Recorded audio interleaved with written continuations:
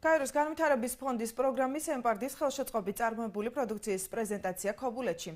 სოფლის მეურნეობის ნაწარმი ევროკავშირის კვირეულის ფარგლებში გამოიფინა.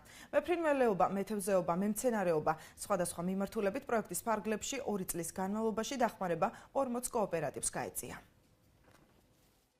ტარიელ დევაძე მეზობლებთან ერთად მეფუტკრეობის მიმართულებით კოოპერატივი 1 წლის წინ დაარსა. მეწარმე მიღებული თაფლი ევროკავშირის კვირეულის ფარგლებში გამართულ ღონისძიებაზე წარმოადგინა. დევაძემ მცირე ბიზნესი ემპარდის ფინანსური ხელშეწყობის ფარგლებში წამოიწყო.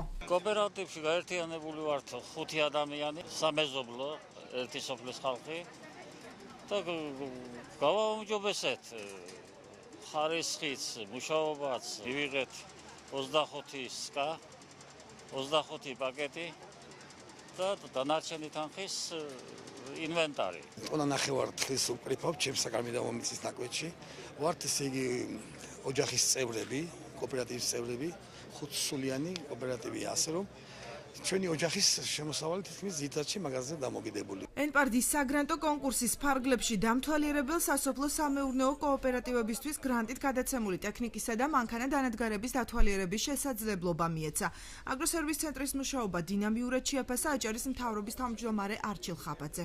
იმ შედეგს ვიმკით და ვამოწმებთ ასე ვთქვათ ერთგვარად თუ რა გაკეთდა ამ ემპარდის პროექტის ფარგლებში. მინდა გითხრათ რომ მომავალში უფრო ინტენსიური იქნება თანამშრომლობა, უფრო დაფინანსება და პროექტის ღირებულება კიდევ უფრო გაიზრდება. 41 ასეთი კოოპერატივი გვაქვს დღეს მდგომარეობით, რომელიც დაფინანსებულია ამ პროგრამის ფარგლებში, მოიცავს ფაქტიურად ყველა სფეროს და ყველა მიმართულებას, რისი განვითარებაც შეიძლება და იყოს რეგიონში და იყოს რა თქმა უნდა წარმატებული. მეფრინველეობა, მეთევზეობა, მემცენარეობა, კენკროვანი კულტურები, ხელნაკეთი ნივთების ამზადება და სხვა.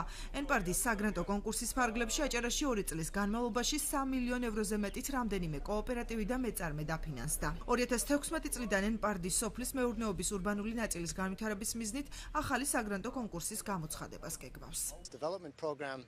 ადგილზე გავეცანეთ პროექტის მიმდინარეობას, დავათვალიერეთ ის დანადგარები, რომელთა საშუალებით ფერმერები საკუთარ შემოსავალს გაზრდიან და სხვების დასაქმებასაც შეძლებენ. ასევე ადგილზე დავაგემოვნეთ ჩვენი ხელშეწყობით წარმოებული პროდუქტები.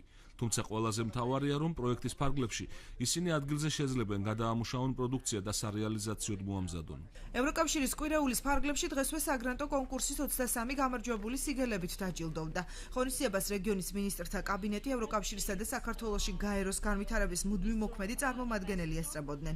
მათი შებასებით პროგრამა მიზად მცირე ბიზნესის გაფართოების ხელშეწყობას და დასაქმების ეფექტიანობას ისახავს.